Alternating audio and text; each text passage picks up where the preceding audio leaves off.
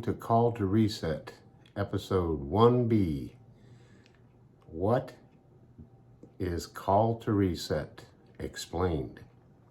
Today is March 8th, and it's been 4 days since my last podcation. And if I was a Roman Catholic, I guess it would be like 4 days since my last confession. But anyway, I'm wearing my akubra, which I mentioned last time. And I want to do a little housekeeping and some explanations before I get into today's subject. And first off, I would like to say that I forgot to dedicate episode 1 to Sandi from Soddy Daisey, Tennessee. And Sandi, this is for you. She has been wanting me to do these for quite a few years. And so, shout out to Sandi and Soddy Daisey. So anyway, hats off in the house. I'm removing my akubra, and that's spelled A-K-U-B-R-A. It comes from Australia. And I was in Australia, and this came from a place called the Hattery in Katoomba, Western Australia, in the Blue Mountains. And even though it looks like it's black, it's actually a dark midnight blue. And it has a exclusive band. The color is exclusive to the Hattery in Katoomba. And the akubra is equivalent to the Stetson hat in Texas for the American cowboys. So many of the cowboys in Australia would wear akubra. And that was one of the things I wanted to come back with. I also wanted to see a kangaroo and a koala bear. Here's a little koala bear, a little stuffed. And here's a little kangaroo with an Australian flag. See the little baby in the front? I'm sure you can't understand what I'm talking about because you can't see it. This video will be removed and the audio will remain for those that are just listening to it on audio. So I have to be mindful that I need to explain what I'm talking about if I'm using gestures and facial expressions, etc., so that you can understand where I'm going with this if you're just listening to it on the audio. So Australia is significant for that reason only. And, well, actually it's for another reason. But I've also been to Japan. And the reason I want to bring that up is because my name is Dahni. And it's pronounced Dahni, just like you would think, but the spelling of it is of my own invention. And it's spelled D-A-H-N-I, pronounced Dahni. In Japan, my wife and I went over to visit family and immerse ourselves into the culture, learn something new. And there were two things that I wanted to come back with from Japan. One was a silk painting. It's a long vertical wall hanging. And one of the things that's unique about Asiatic art, Japanese art, Chinese art, with these wall hangings in particular, is they have an item. It's a pictorial part of their language. It's called a kanji at the bottom left corner or the bottom right hand corner of the work of art. And in Japan, it can be used as a reason for, as a purpose for identification. Just like your ID, if you went to the bank, you could use your kanji. A kanji was researched and that no one else had it because they're very unique in that it's almost like, our fingerprints. No two are exactly alike. And so it has to be researched. You have to have some type of connection so that, it's unique to you. So here's a picture that I did, one of my pieces of artwork, and this is my kanji over here in the corner, and it's traditionally used. The color is called Chinese red, and this is a stamp. So the kanji would be cut into a stone, and then you place the stone into the stamp pad, and then you could stamp your artwork like I've done here, except this is all digital. And what's unique about this is I actually signed my name in the center of it, and that's D-A-H-N-I. Now in Japan, in order for you to get a kanji, and you have to have some type of connection. So my name in Japan is Da, D-A-H, and Ni, N-I, would be pronounced Da-Ni. The symbolism of those two words could either be a samurai who has a sword, but he's poised to strike. Since he is refraining from striking, it is considered to be wisdom, a symbol of wisdom. Another symbolistic term would be that of a snake coiled, poised to strike. And again, especially for us, it would be a wise thing for us not to go near a snake that's poised to strike. In Japan, they have a zodiac, and one of the items of the zodiac is a snake. And the snake is in the month of December. And I was born in the month of December. And the year that I was born was the year of the snake. So some people could call me Snake Man, I guess, or you could call me the samurai guy, wise, etc., whatever. But I have my kanji now, and I can sign my artwork, and I have done that several times. So I'm an artist, I'm a composer. I'm sitting right now at the piano bench in our home. This is my recording studio. This is the best that I have right now, and I'm sitting at the piano bench in front of a baby grand piano. So I compose music. I don't know how to read it. I don't know how to write it. But like a bumblebee that does not realize that its wings are too small to make it able to fly, it just flies anyway. So I play music anyway. And I put some stuff on YouTube. So back in the day when the internet was just getting started, I wanted to market myself, my art, my music, my writing, my poetry. And so I took inspiration from the international musician, composer, Yanni. I don't know if people can pronounce his last name or not, but it's a Greek name. So he basically just markets himself as Yanni. So that's what I did. I changed the name of my name. I changed the spelling of it, and it's a Gaelic name, and it means world ruler. So I'm not too much in control of my own little life, much less the world. But anyway, that's what the meaning of the name is. So I wanted to market my fictional works. I wrote a lot of poetry.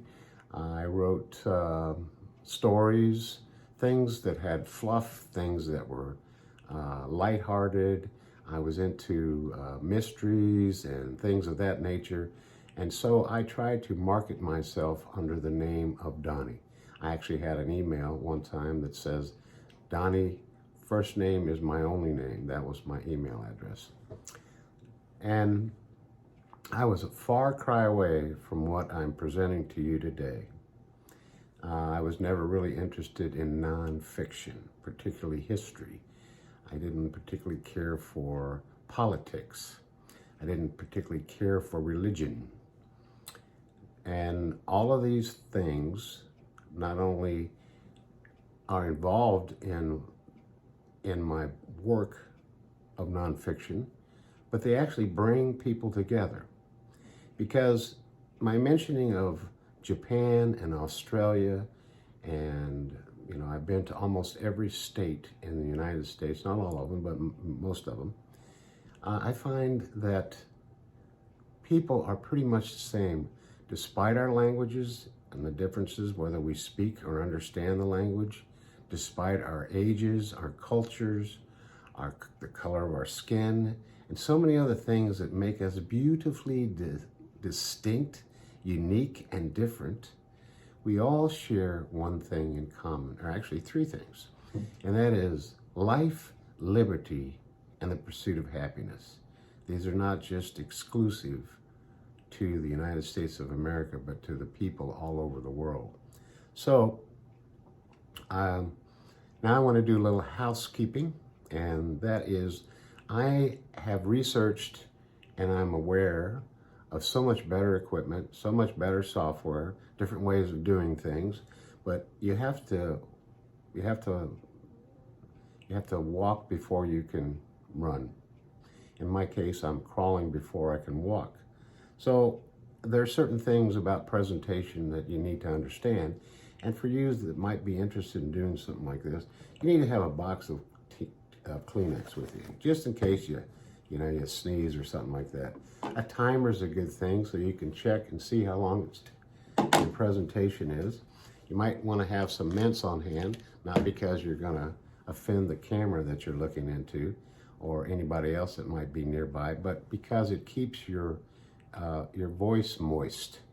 And it's also good to have a glass of water standing by with a straw in it, just in case you need to drink. Wet your whistle. I also mentioned last time that my favorite three colors happen to be red, white, and blue. And not just because of the United States of America, but it's always been that way. People would ask, what's your favorite color? Well, it's always been red, white, and blue. And when I said red, I was wearing a red shirt, and underneath that I had a blue shirt. Like today I'm wearing a green shirt and there's a black shirt underneath. But then, the first episode, I was wearing a red shirt and a blue shirt, and I pointed to my hair, which is white. Now, I used to have a lot of black hair, and I've had white hair in my head since I was, I don't know, maybe in junior high school, 12, 13 years of age, and it's progressively gotten more and more white. So this is the real thing, the real McCoy. I'm aware that there are better sound equipment, better microphones, but I'm very impressed with what I'm able to do with this iPhone 12, and that's one of the reasons why I got it. And as time goes on, I will invest in better quality, do things differently. I'm using visual aids that I'm holding up instead of a split screen or a background. I use two colored backgrounds, and one is green, the other one is kind of a sand color. The colors and this little picture up here behind me, these are desert colors. So just about every room in our house has a theme. This is like the desert theme. So everything in here in the piano room is desert related, and also the same thing holds true for the great room, which is where we hang out most of the time, watch TV, entertain guests. We have a guest room, which is, we call it the Japanese room, because everything in it is Japanese. I have my office. It has different colors. Every room in the house has different colors. So you can't find white except on the ceiling, of course. So I didn't want a lot of things behind me. I want people to look at me, and I'm hoping as I'm looking to the side, straight on the camera, it's off to my side, on top of the piano bench. I'm hoping that people will focus on me and not be distracted by something in the background. All you see is a little picture back there and two different walls. So as time goes on, I have more resources, money, etc., then I will hopefully have better equipment, do things differently. But I have to be mindful that when I'm speaking, some people may not be able to see. So I have to be able to explain what I'm doing, that everybody else has the benefit of being able to see it. So I was interested in marketing my fictional works. And then later on, I was working as an investigative reporter. I learned my trade, and I was proud to be a journalist. Back in the day when it really meant something, you just went and looked for, who, what, where, when, why, sometimes how. You didn't editorize, you just put the facts down and let everybody else make up their own opinion. You left the editorializing to the editor, that one page in the newspaper. Excuse me. You don't want to do that too often when you're doing a presentation, but you got to do what you got to do. got to keep going on. So, reset. There's my big giant reset button, and at the bottom there's where you can find me, one place. I'm all over the internet. I got 4 different websites. I have maintained about 23 different blogs. I'm on just about every single type of social media that you could think of. You can do an internet search on me, and I'm sure you can find something about me, whether it be positive or negative, but I'm sure you can find me. Dahni. So, in around 2009, I asked myself a couple of questions, and that was, what happened to the United States of America that I was taught about when I was growing up? Did it change, or did I just grow up and I changed? And the second question was, if it changed, when did that happen? So that's when I started doing all the research, and I had a lot of feedback from a lot of people. When I'd find something, I would check with them and, what did you think? Have you ever heard anything like this? And most of them all said the same 3 things. Why was I never taught this when I was going to school? And number 2, why hasn't anybody else picked this up? And number 3, why don't you write a book? Well, at the time, I couldn't answer the first 2 questions, but I did write a book. And I looked for a publisher just like everybody else. And I couldn't find one, so I basically self-published that book in 2012. I was my marketer, my editor, I did it all. I did have some help with editorizing from a good friend, actually a family member. But Ralph Waldo Emerson once said that he was a philosopher and a poet and a writer. He said, a true man, and I would add, or a woman, a true man or woman is absolutely confident in their own inspiration. Now, inspiration is a compound word. It's made up of 3, in, spirit, and action. Now, you can call that inspiration, you can call it intuition, you can call it an epiphany. Something or someone is directing your path. And after doing all this exhaustive research, I'm here to tell you that I am absolutely confident in the information that I found. And it's all from public sources. So, now we go right on into showing you my book. And last time I did that, I tried to actually put a copy of it in reverse. I actually taped it on top of this book. So this shows the American flag. It has a reset button in the middle, and underneath the title of the book is Reset, an Unalien's Guide to Resetting Our Republic.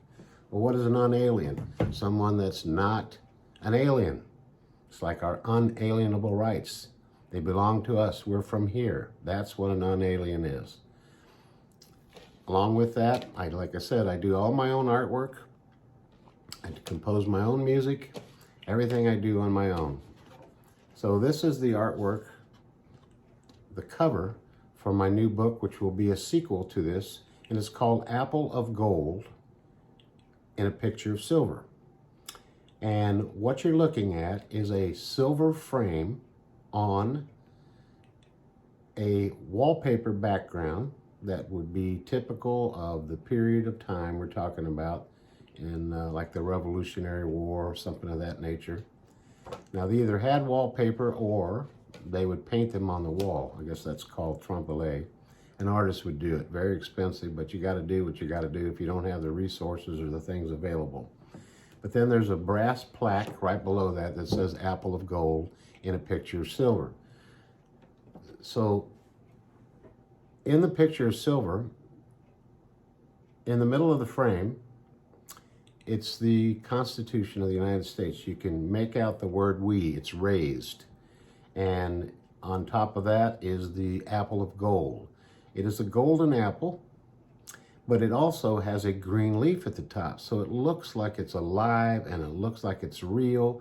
And the image itself is superimposed with the Declaration of Independence. Because in the Declaration of Independence, one of the things that we learned and we studied when we went to school and we had to learn these things was that we are all created equal, and we are endowed by our Creator or nature's God or whatever you want to call it, whatever you believe, but it's from someplace else other than mankind.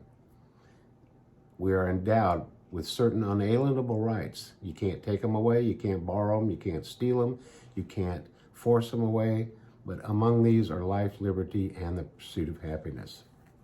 So anyway, that's what's to come. We're going to be talking about that in these podcasts.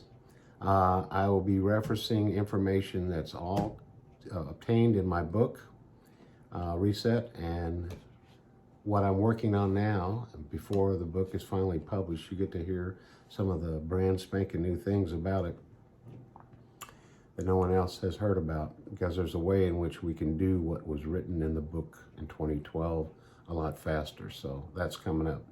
So now some fact checks. It's very important to me to be accurate. So last time we were talking about March the 4th being the initial inaugural date that coincided with the ratification of the Constitution on March 4th, 1789. All the presidents were supposed to be inaugurated on that date, including our first president, which was George Washington. But due to the fact that they had a very, very harsh winter, it was postponed until April the 30th. And another reason for the delay was they had issues even then of counting electoral votes. Does that sound familiar, like in 2020, 2016, and even years before that? Absolutely it does. You would think after all these years we'd figure out how to, go to bed at night and know who won the presidential election. But anyway, so the only exceptions to that until 1937 was on days in which March the 4th was on a Sunday. In those cases, the president was inaugurated privately, and then on Monday, the 5th, they were inaugurated publicly. So this went on that way for the most part until 1937. It followed the ratification of the 20th Amendment to the Constitution, and that's when it was changed, and the first president to be inaugurated on January the 20th was Franklin Delano Roosevelt. I personally think if we're going to reset, we ought to also reset, the initial inaugural date of March 4th, and that's opinion, and I will give you reasons for my opinion later on. So also, I mentioned that there was a man by the name of Francis Lieber, and he wrote the Lieber Code. He's also known as Franz. He was from Prussia, and I said that he had two sons. He actually had three sons. He had one son that fought for the Confederacy, and he died of his mortal wounds. And he had two other sons that fought for the Union. So I want to make sure you understood that. Accuracy is important to me. Sometimes you mess up facts. I'm my own fact checker, so just want to make sure that was clear. Okay, so now let's get right on into the purpose of today. Call to reset. What is it? And now I'm going to give you the explanation. Although it might sound like it's historical, these podcasts, or political, they are not either per se. Yes, we have to go back and we have to look at some history like we did in the first session with what happened, and it all led back to 1860 up to 1863, and the acts that were performed by the President of the United States, Abraham Lincoln, that put us into the situation that we are currently still in. That's not been changed, it's not been canceled, and that's just the way it is. Has nothing to do with 1937, has nothing to do with 1933, the removal of gold and silver as a legal tender for paying our debts, has nothing to do with the incorporation of the District of Columbia in 1871, or the first incorporation in DC, which was in 1870, has nothing to do with any of those things. Those are just actions that followed the acts, and the acts occurred between 1860 and 1863. So this is not historical in that regard. Politics, police, polls, and many other words come from one single Greek word, and that word was polis. It is spelled P-O-L-I-S, and a polis was a walled city, and it was walled to protect the people from within from the enemies that were from without. Now it's interesting because we got a partial wall down below our southern border, but that's its purpose. So from there we get politics, police, polls, many other words. So technically speaking, we are all poles of the polis. This is our country or state or sovereign area in which we are supposed to be living, of which we are citizens of the United States. We are each ones of we the people. And so our commonality, things which we have in common, should be life, liberty, and the pursuit of happiness. So I do not care whether you're a Republican, whether you're a Democrat, or you're an independent or some other political organization. These things do not matter. I'm not here to blame anyone for what was done in the past. I'm not here to blame anyone for what's going on in the purpose. I'm here to explain to people what happened, and the reset is what we can do about it. And that, in a nutshell, is the simplicity of what it is that I'm trying to do with these podcasts. So I hope you've enjoyed this. I hope you've learned something, and I look forward to meeting with you again. And the next podcast, the theme will be as it was supposed to be today, since I made some corrections and I needed to give you some more information. The next episode will be, did Abraham Lincoln intentionally want to end we the people? So with that, I bid you adieu. Have a great day. Until next time.